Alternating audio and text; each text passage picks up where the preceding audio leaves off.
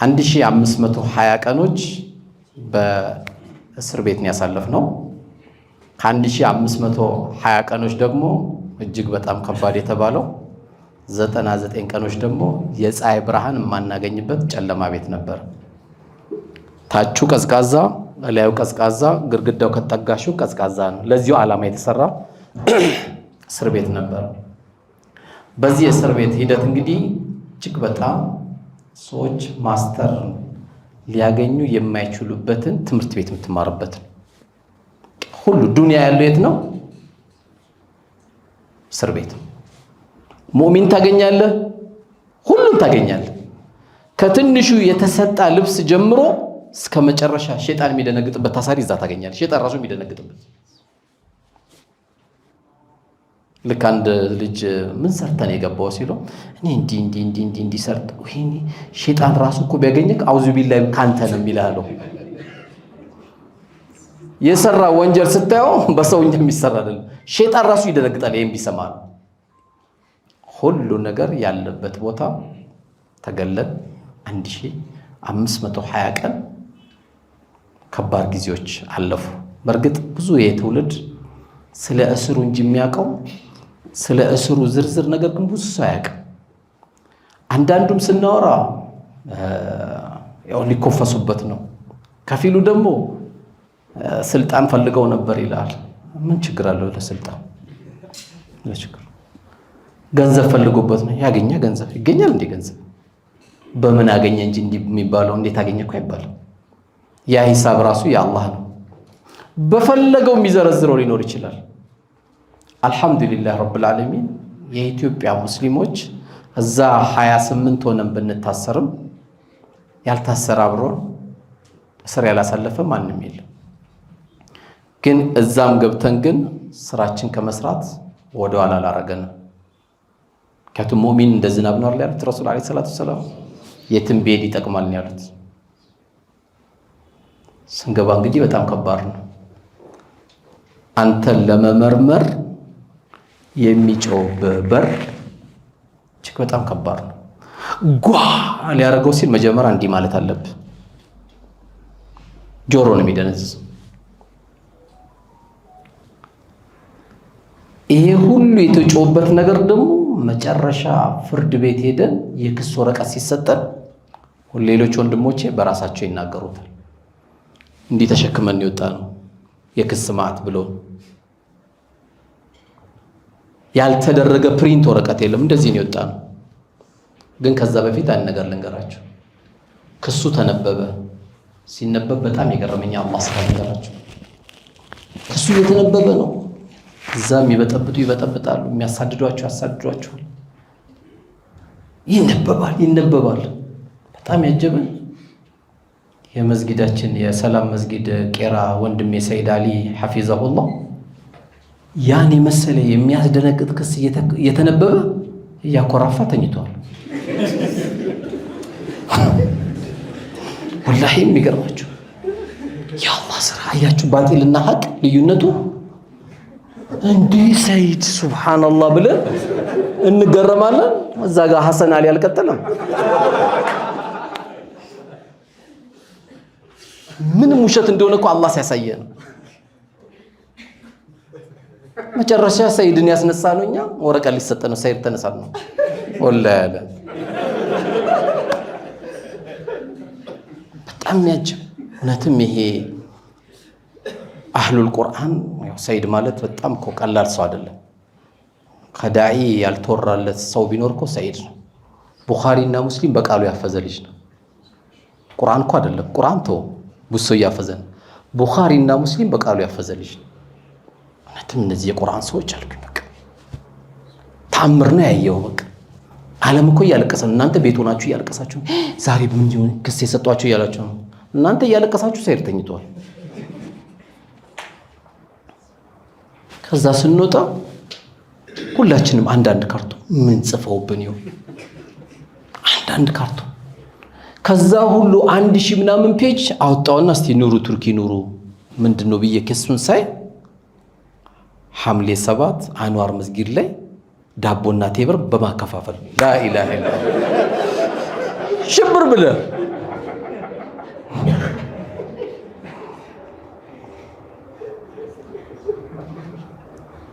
በጣም ደነገጠ። ያ ሁሉ የተዘፈነበት ፕላስ ዶክመንተሪ የተሰራበት የቅጥፈት ማት የዘነበበት አንድ ወረቀት እኔን የሚመለከተኝ ብቻ አገኘኋት። ሰዓት አሁን ነበርኩ ደግሞ የአላህ ነገር ምስክሩ መጣ ያለው ኑሩ ምን አረገ? አንዋር መስጊድ አየሁት። ምን ሲያረግ? ዳቦ ሲያከፋፍል። ሌላስ? ቴምርም አብሯል። በዓለም የመጀመሪያው ዳቦና ቴምር በማከፋፈል በሽብር የተከሰስኩት እኔ ነኝ።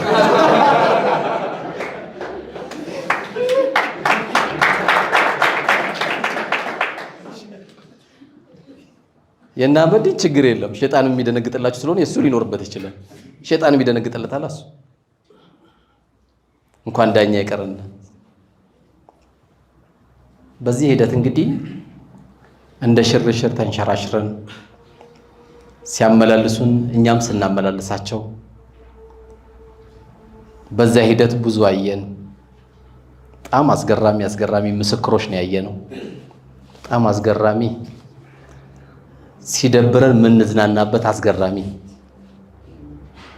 ኖሮ ጭንቅ ያለው ሰው የሚመጣ ሰው ካለ እኔ ቢሮና የእስር ቤቱን ታሪክ ስነግር ጦሽ ነው የምትለው። ዛሬ የሚያስቀም የለም።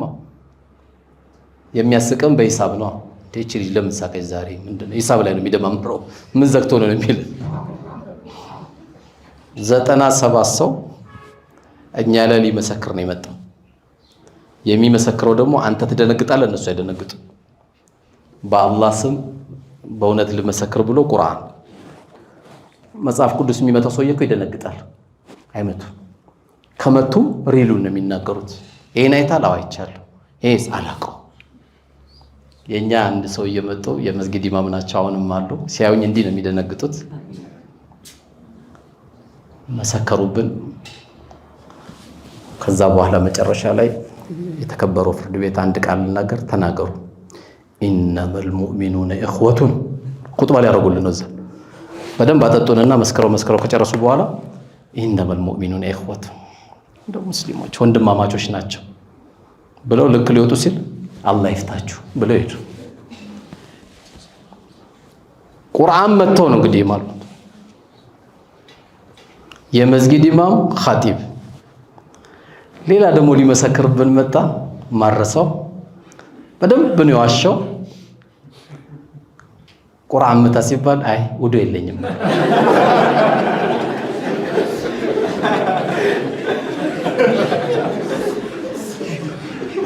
አሁን ወላሂ በነግራችሁ እኮ የፍርድ ቤት ያየ ነው። ማንም አርቲስት እንዲያስቃችሁ አዝናንተው ነው ከጨረሱ። አዝናንተው ምንም አያውቁማ። በሆነ ነገር ተገደው ነው የሚመጡት። ሌላ ደግሞ የሚያስቀኝ ምስክር አለ። አቃቢ ጋገበው ዳኛ ምን እንደሆነ አይገባው፣ ጠበቃ ምን እንደሆነ አይገባው። እባክዎት ምስክር ሐምሌ 7 አንዋር መስጊድ ላይ ያውን የመሰከሩበት ወቅት ላይ ትክክል መሆኑን ለማረጋገጥ በወቅቱ ዝናብ ነበረ፣ ፀሐይ ነበር ሲሏቸው እኔ ሜትሮሎጂ ነኝ እንዴ ለዳኛው ጉዳይ አልገባውም። ምስክር የሚነገረው እኮ ከዳኛ ነው ሲሉት ዳኛ አይገባውማ፣ ጠበቃውም አይገባውም። በቃ ጨቅጭቁኛ ምንድነው የምትጨቀጭቁኝላችሁ? ይሄንም አይገባው።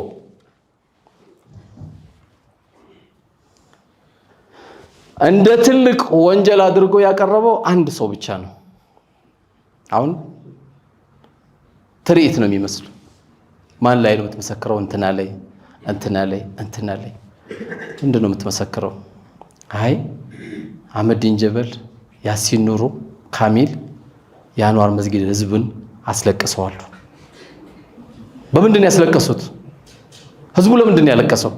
ያው ቫት ጨምሮበት ነው። አሁን ቀልድ ነው አይደል የሚመስለው? ቫት ጨምሮበት እና ምን ልመሰክር ነው የመጣው? በቃ ህዝቡ ማስለቀሳቸው ነው። ቫት አሁን እኮ ዳኛው እንደውም እኮ ይታሰር ማለት ነበርበት አይደል? መንግስትን ነው እኮ የተናገረ ያለው።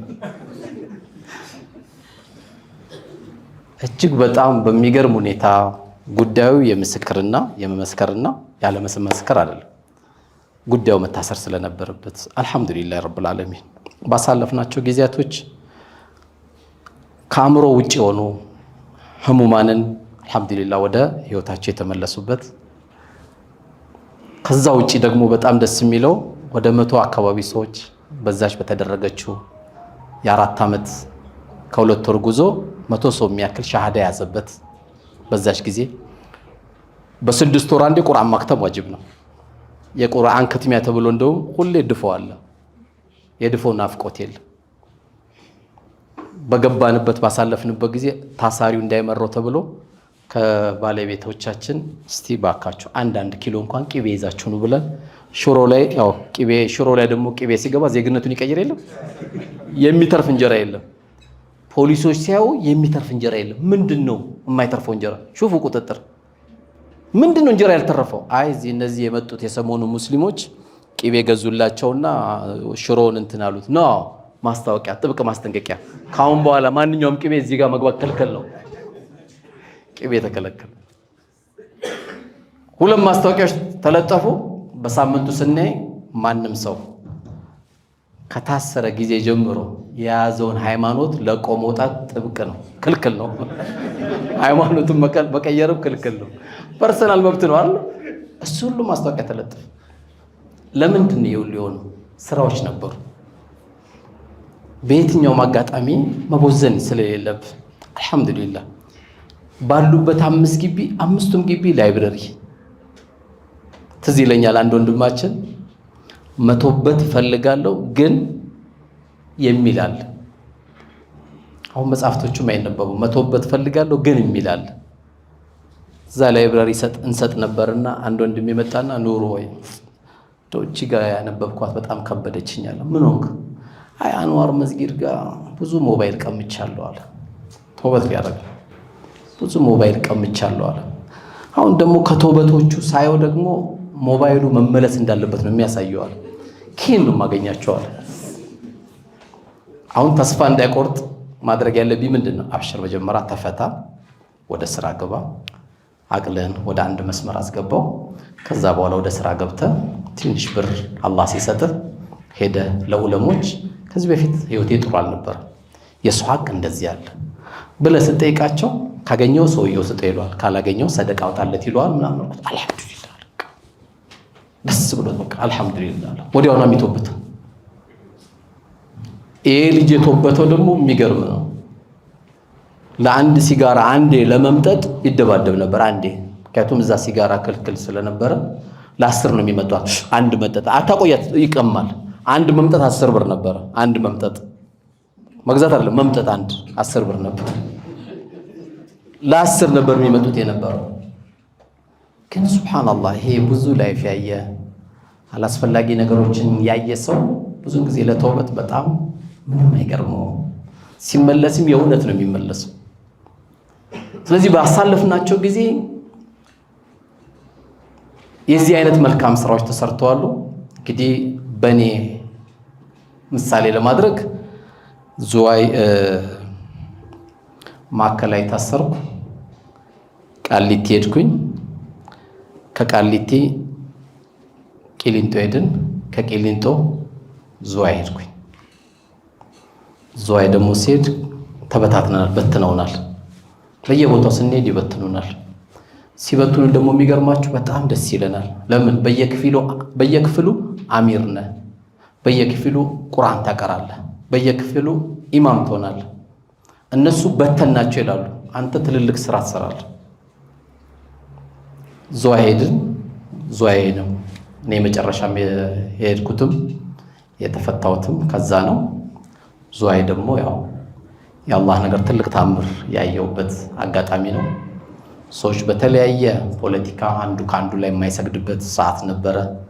አንተ የዚህ ሀገር ኦሮሞ፣ አንተ የዚህ ሀገር ኦሮሞ፣ አንተ የዚህ የተባባሉ የነበሩበት በጣም ጨለማ የነበረበት ልብሳቸው ኤክስፓየርድ አድርጎ 9 ዓመት የታሰሩበት የሚያያቸው በፍጹም የሌለበት በቃ ሳየው አላህ ዝም ብሎ እዚህ ቦታም አላመጣኝም ብዬ እዛም ትልቅ ታሪክ ተሰርቶ መጽሐፍቶች ተከፍተው አንተ የዚህ የተባባሉትን 1 3 4 ፍየሎች ታርደው የአፎት ሊላ ፕሮግራም ተዘጋጅቶ ተቃቅፈው እዛው ላይብረሪ እንዲከፈትላቸው ግሪን ነገር መሰራት የሚችል ነገር እሱ ተሰርቶላቸው እዛው ጋር መጥቶ መጽሐፍት እንዲያነቡ ተደርጎላቸው አለፈ።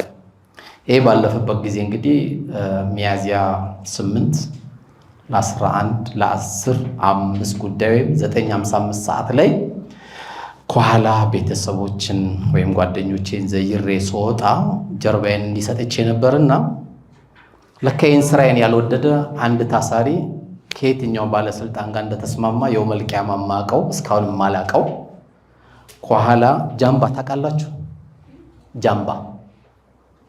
ጃምባ ማለት ስለት ያለው መቆፈሪያ አወቃችሁ? ስለት ያለው መቆፈሪያ ሹል ነው፣ ጃምባ ይባላል። ሹል ነገር ነው። በዚህ ሹል ጃምባ ከኋላ የመጣው አንገቴን እዚች ጋር ራሴን ስቻው ወድቅ ያለው አላውቅም። ለካ ሁለተኛ ደግሞ ሲመታኝ ልጁ እገለባበጣለሁ። ሶስተኛ ላይ ከዛ የእስር ቤት ተማሪዎች አሉ ሲጮው ይይዙታል። እንኳን የሰው ልጅ ከብት በማይተርፍበት ነገር አላህ እንድንተርፍ አደረገ። ለሰው አይደለም ከብት እንኳን ቢላ ነው። አሁን አንድ ሰው በጃምባ ቢያርድ ባየው በፍጹም እጣለዋለሁ፣ ለከብትም ሲበዛበት። ራሴን ስቻለሁ። ዝዋይ ወይም ባቱ የሚባል ቦታ ላይ ትልቅ ሆስፒታል አለ። ሩጫ ሆነ፣ ግቢው ቀውጥ ሆነ። ይሄ ልጅ በልዩ ጥበቃ ተያዘ። ትልቅ መከራ መጣ። እንግዲህ ልንፈታ 3 ወር አካባቢ ነው የቀረ ልንፈታ። እንግዲህ አላህ ያሳያችሁ። በዛች ስዕል ላይ ልትፈታ 3 ወር የቀረሰው ለእናት ጀናዛ ቤደላት ያውን ባላጠፋሽው ባትም በማታውቂው ያ ትልቅ በህይወቴ ከባድ ሰው በትንታ ሞቶ እንዴት በዚህ የሚያክል መሳሪያ ተመቶ እንዴት ተረፈ ተብሎ ኑሩ ቱርኪ የሚባለው ስም የቀረዙ ላይ ሞትም ቢያሉኝ ያች ስሙም ደግሞ ያስከዳል ስታስ ሞትም ቢ ብለው ጠሩኝ። እንግዲህ በዛም ሽምግልና እያለ ይመጣል። ሽምግልና ችግር የለም። ይሄን ውለታ ላደረገልኝ ጌታ ሽምግልናን የመሰለ ምን አለ? የኔ ጥያቄ አንድ ነበር። ማን የላከ? ምን ነበር አላማ? ሰው ታስሮ መመታት አለበት? ተፈርዶበታል፣ አስረከዋል። ፍላጎቱ በሽቦ የሚያበቃ ነው። እንግዲህ ይሄን ዜና የሰማች ያክስቴ ልጅ እርግዝናዋ ወረደ። የተነገራቸው ኑሩ ሞቷል ተብሎ ነው የተነገራቸው። ዜናውን ሲዘግቡትም እንግዲህ እንዴት እንዳዘገቡት አላቅም። እኔ እስር ቤት ነው ሽቦ ውስጥ ነው ያለሁት። በቁም ነው የወጣባት። በቆመችበት ይሄን ሰማች። ያው ኢሳትም ነበረ ምናም ብዙ ነገሮች ነበሩ።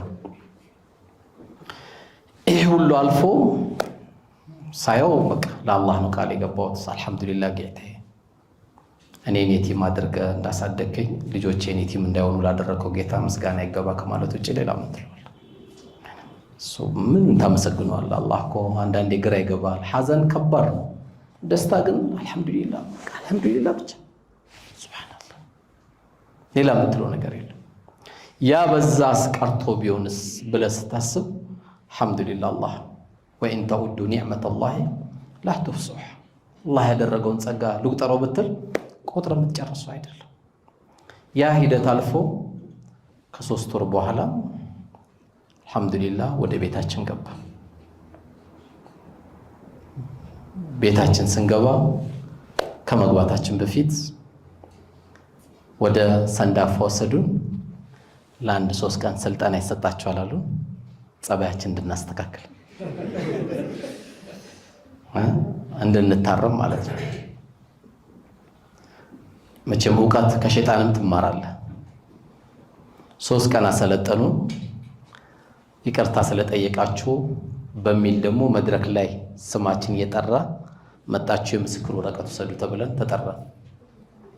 አልሐምዱሊላህ በታሪክም መጠየቅ ስለሌለብን ማናችንም መድረክ ላይ ወጣን ወረቀት አልወሰድን።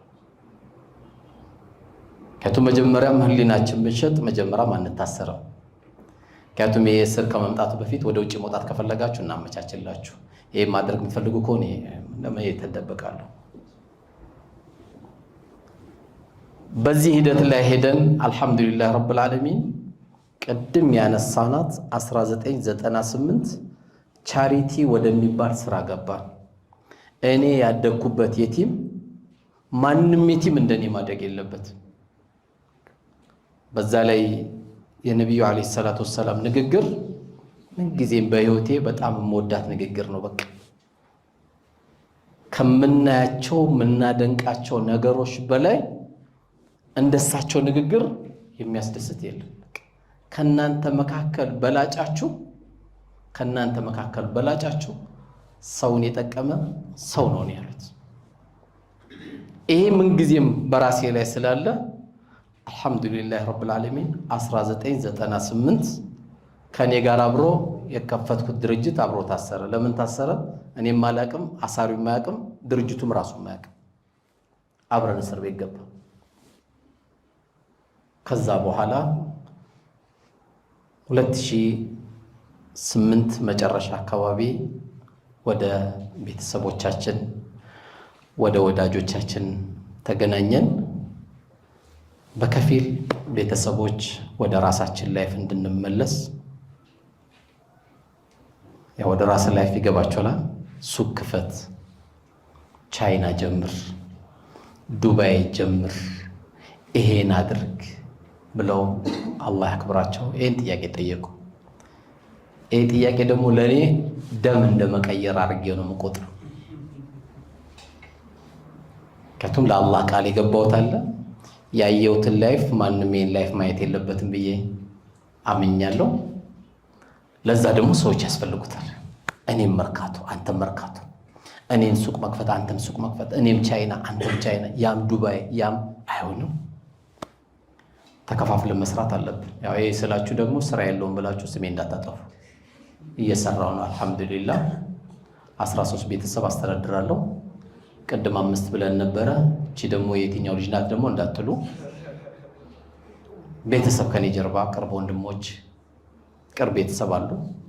13 ቤተሰብ የራሴን ስራ ሰራለሁ አልহামዱሊላህ ረብል ዓለሚን። ውዱ ያላት ስራ የማንም እንባ የሌላት ስራ ቀና ብለት ሄዳል። ቀና ብሎ መሄድ የሚፈልግ ሰው ካለ የሰውን አለመመኘት ነው። እኩል ታወራለህ። ምንም አይነት ምግብ በልተህ ይስማማሃል። እንባ ከሌለብህ ያችን ስራ እንሰራለን። ወደ ቻሪቲው እንዴት እንደምገባ አላቅም። የሲርለናን በተለያየ መልኩ ተሰማላችሁ። የተለያዩ ነገሮች አሉ። እኔ ለምንድን ነው ሴቶች ላይ መስራት ያስፈለገው የቲሞች ላይ መስራት ያስፈለገው ለምንድን ነው የሚለው እሱ ራሱ 1 ሰዓት ይፈልጋል።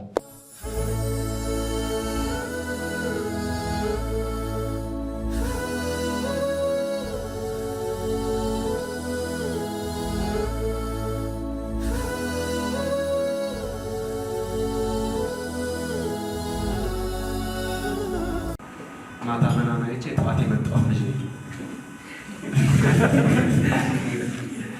እዛ ላይ አንዳንድ ነገሮችን ሼር አድርጌያችሁ ነበረ። አሁን ዋና ጥያቄ ምንድን ነው? አንድ ወጣት አለ፣ ዓላማው እጅግ ግዙፍ የሆነ እናቱ በህይወት የለችም፣ ጭራሽ አያውቃትም፣ ሽታዋንም አያስታውስም። ምክንያቱም በጣም ሕፃን እያለ ወደ አኺራ ሄደችው። ጭራሽ ምንም ስለሷ ምንም የሚያውቀው ታሪክ የለም። በፎቶ ካልሆነ በምንም አያውቃትም። እና በሷ በእናቱ ስም ትልቅ የበጎ አድራጎት ድርጅት መክፈት ይፈልጋል። ማለት ትንሽ አይደለም፣ እንደ ሀገር እንደ ኢትዮጵያ እንደ አዲስ አበባ አይደለም። በጣም ትልቅ ዓለም አቀፍ የሆነ ነው። ያን ስራ ለመስራት ደግሞ መንገዱን ጀምሮታል። ብዙ መስዋዕትነት ከፍሎ ብዙ ቦታዎችን ሄዷል። አሁን ላይ ግን የሚጠይቀው ጥያቄ ምንድን ነው? ያንን ጉዳይ ለማሳካት ምን ማድረግ አለበት? እንዴት መሄድ አለበት? ከአላህ ጋር ያለው ኮንታክት እንዴት መሆን አለበት? እነዚህ ነገሮች ቢመለሱለት ይሄ ልጅ ካሰበበት ቦታ ይደርሳል ተስፋ አደርጋለሁ። አይ ቲንክ በጣም ይረዳኛል የሚለውን ጥያቄ መልስ አገኛለሁ ብዬ ተስፋ አደርጋለሁ። ያው የወንድማችን በጎ አድራጎት ድርጅት ለመክፈት እንደሚፈልግና ከሚባለው በላይ ትልቅ ለመድረስ ነው የሚፈልገው እንደነገርከኝ። ያው እንግዲህ የትኛውም ስራ ሲሰራ አንድ ሰው ትልቁ በህይወቱ ማድረግ ያለበት እንኳን በጎ አድራጎት ይቀርና ዛሬ ትዳራችን እየበጠበጠ ያለው አለመደማመጥ፣ ቶሎ እንዳምቦ ውሃ መንተክተክ፣ ውሃ ቀጠነ መጣላት፣ ጎንፎ ወፈረ መጣላት፣ ከወንድም ጋር የሚያቀያይመን ምን የሚለን እያንዳንዱ ነገር የምናገኘው ሰብር ከማጣት ነው። ይሄ በጎ አድራጎት ለመስራት የሚፈልግ ሰው እኛ ሚዲያ ላይ እንደምንቀርበው አይደለም። በጣም ቻሌንጅ ነው። የምትጠይቀው የሰው ፊት ነው፣ የምታቀርበው ለሰው ፊት ነው። ሲደመር ደግሞ ብዙን ጊዜ ስራ ላይ ያለችና ያሉ ደግሞ አበባ አይደለም የሚቀርብላቸው።